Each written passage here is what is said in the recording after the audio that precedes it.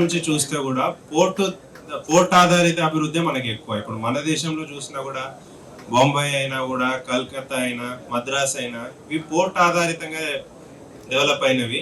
ఏ దేశంలో చూసినా కూడా అంతే. సో ఇప్పుడు పోర్ట్ వచ్చింది మనకు, దానికి అనుగుణంగా పెద్ద పెద్ద పరిశ్రమలు కూడా వస్తున్నాయి. పరిశ్రమలు వచ్చినంత మాత్రాన మనకు అభివృద్ధి అన్నట్టు కాదు.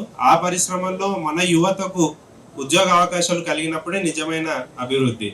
సో దాని గురించి మన ఎమ్మెల్యే గారు, కలెక్టర్ సార్ కంపెనీతో చర్చించి మన ప్రాంతీయ యువత ఎవరి దగ్గర అయితే స్కిల్స్ ఉన్నాయో, తగిన స్కిల్స్ లేని వాళ్ళకు స్కిల్ డెవలప్మెంట్ చేసి వాళ్ళకు ఉద్యోగ అవకాశాలు కల్పించే దానికోసం స్కిల్ డెవలప్మెంట్ కాలేజ్ కూడా ఎస్టాబ్లిష్ చేసే చర్చలు జరుగుతున్నాయి.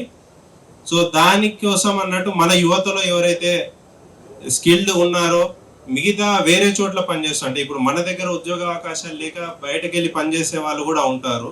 సో వాళ్ళలో కూడా తగిన స్కిల్స్ అక్వైర్ చేసుకొని ఇక్కడే ఉద్యోగాలు చేసేటుంటే మన ఊరు దగ్గరగానే ఉంటూ మన కుటుంబంతోనే ఉంటూ ఇక్కడ ఉద్యోగం చేసుకునే అవకాశం ఉంటుంది.